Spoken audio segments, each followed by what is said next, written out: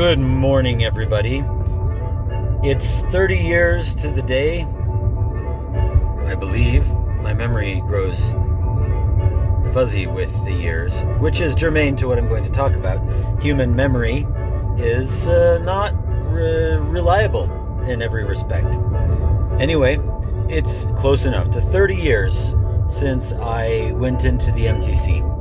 The mountains, from what I can see, are pleasingly green. There's greenness in the leaves. We've got horrible drought conditions this year in Utah, but I'm gladdened to see the green of the leaves and these trees up on the bench and in the mountains. So we'll hope for at least that to persist throughout the summer. So I'm thinking about videos that I've recently watched and discussions that I've taken part in recently about questions of Book of Mormon geography. Stick of Joseph recently hosted David Rosenval again. And then Xander Sturgill has had something on his own channel, I think, and has he been on, again, memory, right? They do blend in my mind, so many that I watch. And if I remember right, it was Xander talking to the Rapleys and Smoot on Informed Saints. In any case, and then I just found another channel that he was talking about his reasons for going with the Mesoamerican geographical model. And something I notice that happens a lot in these kinds of discussions is how people will speak in generalities. Well, the Book of Mormon talks about huge populations. It mentions millions of people. It talks about great cities, etc., etc. Guys, this won't do. To speak in generalities from memory. Stop doing this. I'll give an anecdote to back this up as a way of illustration. Some years ago, there was a guy that was teaching a Sunday school class in my ward, and he was talking about the relevance of ancient prophets to modern times and how it was amazing how they could predict so much. And he said something like, yeah, like there's iron birds in Isaiah, like it's amazing. And I thought, what? Iron birds in Isaiah? And it's kind of one of those situations where, you know, if you want to win friends and influence people, you don't contradict somebody, put them on the spot, just in the moment, right? Like that's frowned on. That's behavior that gets people's hackles up. So I did not call him on it, but I thought, where in the book of Isaiah is there any mention of iron birds? And I thought, I think I know exactly where he got this idea. I think it comes from something that, in fact, I heard in seminary that is very deplorable and regrettable and deplorable. If I were to be employing my rhetoric properly, I should have said regrettable and then followed it up with deplorable, but it is deplorable. In the classical sense of the word. No longer host, encountering host, shall crowds of slain deplore. When I was in seminary, the seminary teacher read to us some quote, I don't know who it was. Somebody was trying to make sense of the Isaiah chapters in the Book of Mormon. And there's the prophecy of the Assyrian invasion, talking about how all their arrows will be sharp and all their bows will be bent, and they won't even take their shoes off, and their wheels will roar and everything. I think some of you probably, anyway, especially if any of you who are older, probably are going to recognize this, right? Somebody was saying, oh, this sounds like he was trying to describe airline travel. He was probably seeing jet planes with their curved wings and their fuselage and thinking this looks like a bow and arrow. And how am I going to describe it? It looks like a bow and arrow. And so, guys, Isaiah was seeing people flying on airplanes coming to Utah. On a related note, well, actually, this ties in, because the first time I read the first chapter of Ezekiel, his bananas vision of the throne of God with the crazy wheels and the cherubim with their eyes and whatever. And really, where do people get this meme that you see of biblically accurate angels? I've yet to actually see something that actually describes. I think maybe they're going off a reading of the description of the wheels in Ezekiel's vision. But it's something that catches traction, and everybody says, "Oh, hey, look at that biblically accurate angel. Did you know that angels in the Bible are really just big wheels full of eyes? Dude, I'm so smart. I know that biblically accurate angels actually are big wheels full of eyes."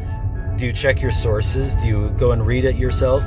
No, you feel smug because this is provocative, and so you spew it out without checking your sources, without going and looking closely and verifying. Why should I be bothered with something like that? So yeah, biblically accurate angels.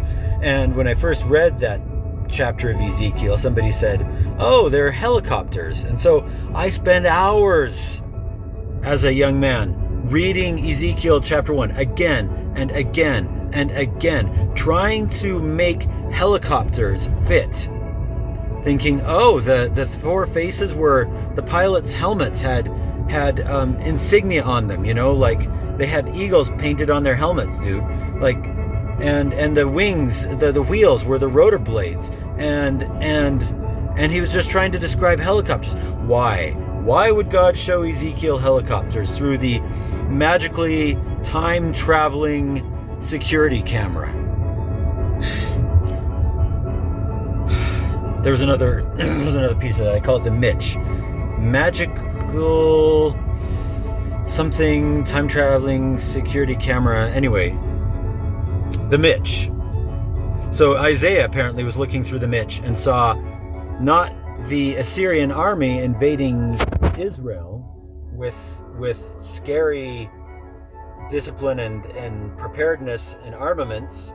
No, he was seeing jet airplanes for some damn reason. And so I figured that's probably what's going on in this guy's mind. He's got these memories from way back of people saying, "Oh yeah, what if Isaiah was, because this was for our day, and the prophecy is like your own ego is overridden by this like download of divine omniscience or a live feed, a feed through the Mitch, and you're just trying to portray it in your language, but look." This kind of sensationalist thinking, again, is something that I deeply deplore, and I'm sorry that it gained traction such that a seminary teacher in 1991 thought it a credible or useful thing to read to a room of 14-year-olds. So, all that goes to bolster my argument. When we're talking about the Book of Mormon and geography and trying to answer various questions and construct models and things, it won't do to just speak in generalities from memory. Pull up chapter and verse.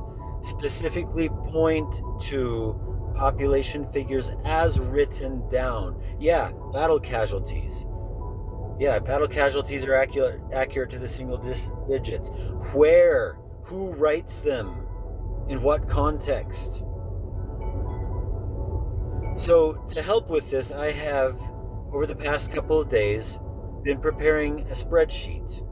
I went through the PDF, the missionary copy, the PDF, and I searched for number, numer, so that would catch numerous and enumerated, or number. Anyway, I caught variations of this concept of numbering.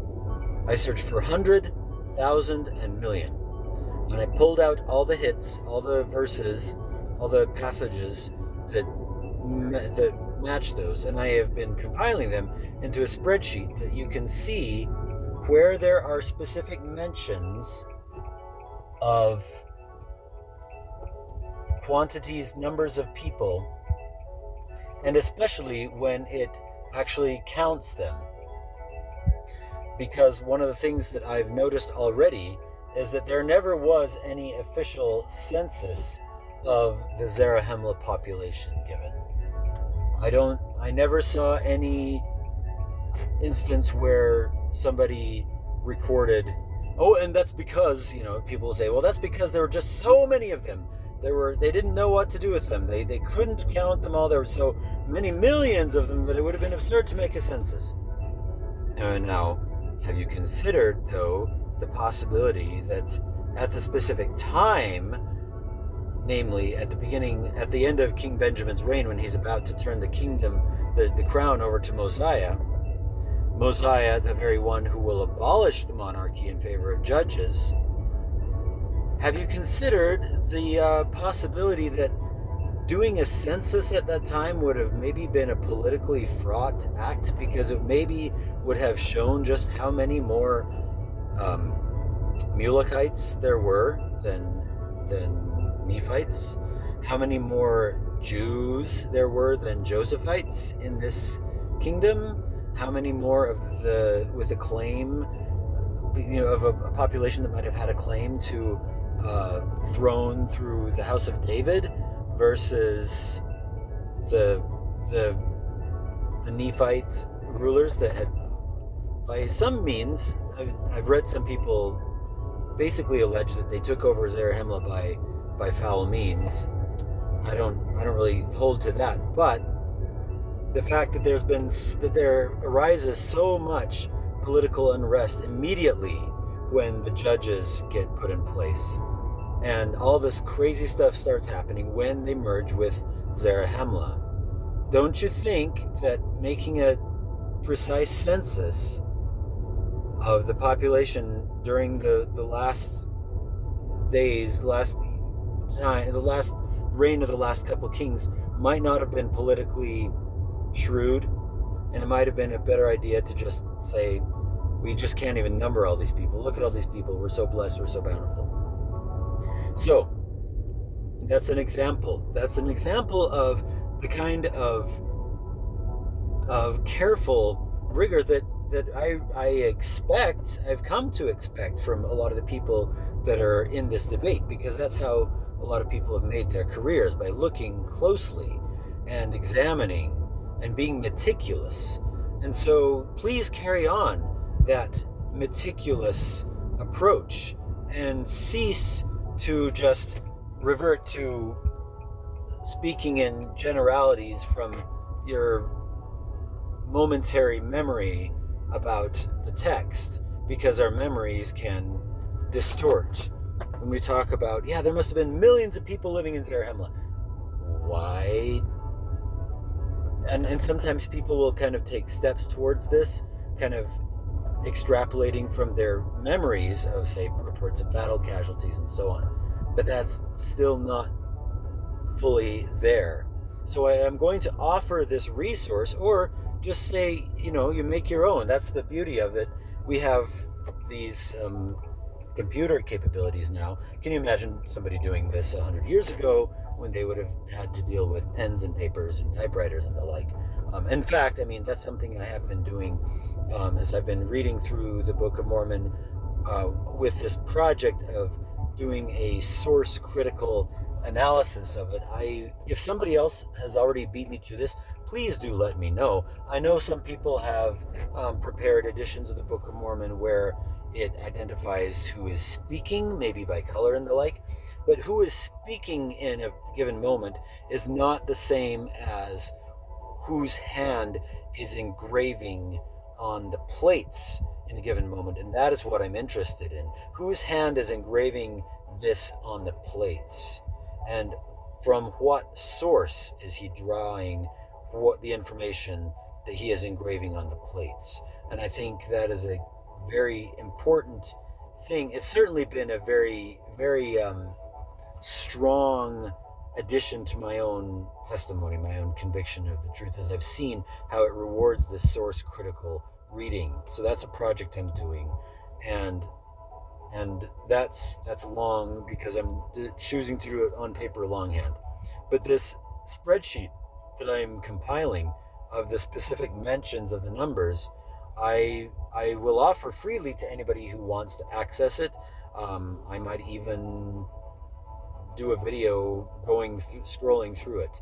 But in the meantime, this street's getting crowded. It's because the garbage is here, and I'm right next to a mortuary, and apparently somebody just died. So we'll see what we can do here.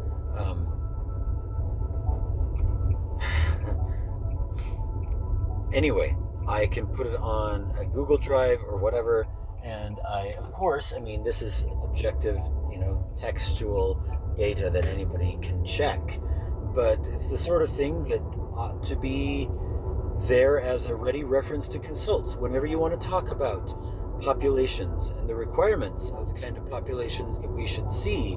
This will be there to consult and properly extrapolate from what is actually written, and not only what is written, but I will put my comments, which I invite response and critique and engagement, and if somebody points out things that I miss, that's all to the better.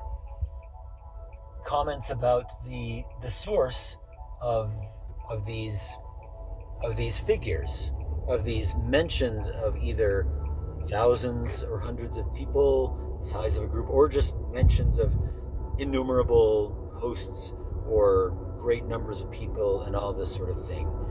And all this to invite the kind of reflection and the sustained remembrance of how to put this, the imagination, the trying to get into the heads of the men who wrote this and their perspective, and the mental models that we ought to be able to hold, even holding two different mental models simultaneously, as to the kind of scale that they might have been used to. Certainly, well, and then that I'll try to wrap this up. But part of the competing mental models is one mental model we could have, which I subscribe to, is that the first few generations after Nephi, they had a very small scale that they were used to, because they were a very small and isolated population.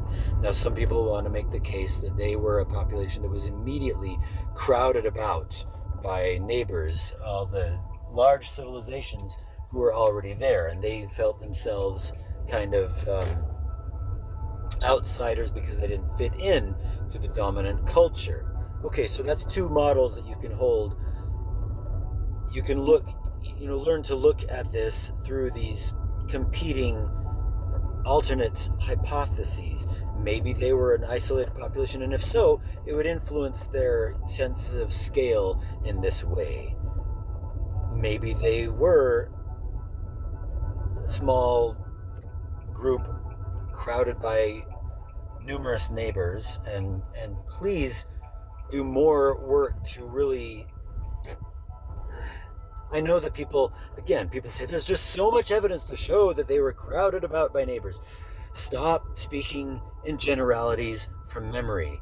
Point to and bring up the specific verses. It's kind of like people saying, oh yeah, it's just overwhelmingly evident that the Trinity is in the Bible, when all that it is that there's maybe, even if it's not the Johannine comma, it's like just a couple of little verses, and they'll blow it up, and they're talking about it generally, or any other of the things that you see people, the